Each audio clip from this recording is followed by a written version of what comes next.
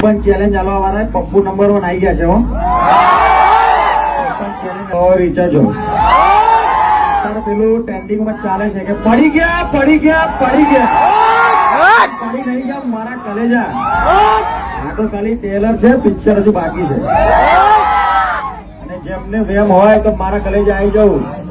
આપણે કહીએ કે મરદના પાણી મેદાન જ મપાય, મરદના પાણી મેદાન જ મપાય. બાકી પોતાની ગલીમાં તો કૂતરા પણ શેર બની જાય.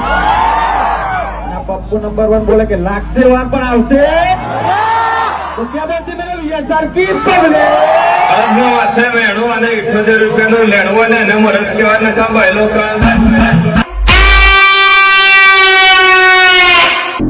અમારું વીએસઆર વાગે તમને નહીં ગમતું, તમને બોડી ચડે.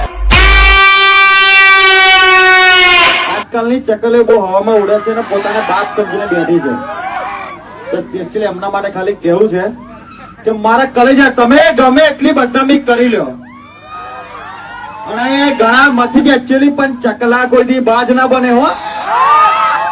અને તું માચકે હો 2005 કે, તું માચકે હો 2005 કે. એટલે ઘણા મથી એકચ્યુઅલી પણ ચકલા કોઈ દી બાજ ના બને. અને બાજરી ઉડાડતા વીએસઆર વાળો ભાઈ જ ભરે.